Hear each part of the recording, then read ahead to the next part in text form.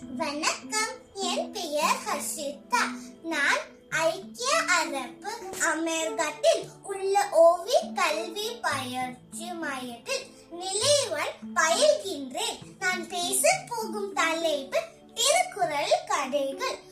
ஒரு காட்டில் ஒரு பெரிய மரம் ஒன்று இருந்தது. அந்த மரத்தில் பறவைகளும் குரங்குகளும் வாழ்ந்து வந்தன.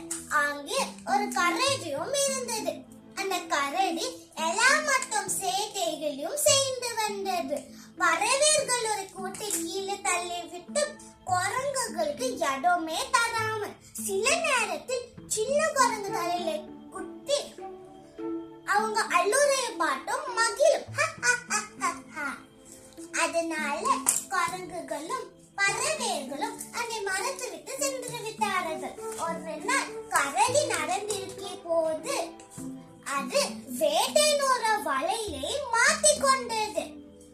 அப்போ அது காடே அரல்ல மாதிரி கத்த ஆரம்பித்தது. காப்பாத்துங்க, காப்பாத்துங்க. ஆனா யாருமே வரவில்லை. அது அழுக ஆரம்பித்தது. அப்புறமாக அது புரிந்தது, அது யாருக்கும் அன்பு காட்டாதனாலே யாருமே வரலை. அது அழுற சத்தத்தை கேட்ட பறவைகள் உடனே வந்தார்கள். அப்போது வேட்டையன் வந்தான். பறவைகள் வேட்டையனை குட்டை குட்டை விரட்டினார்கள். குரங்குகள் எல்லாரும் சேர்ந்து கரடியை வலையிலிருந்து எடுத்தார்கள். அப்போது கரடி வெளியிலே வந்தோன்னே அவங்க எல்லாருக்கும் நன்றின்னு சொன்னது. அப்புறமாக அது எல்லாருக்கும் அன்பு செலுத்தியும் ஆரம்பித்தது. அப்புறமாக எல்லாரும் ஒரே மரத்தில் சந்தோஷமா வாழ்ந்து வந்தனர்.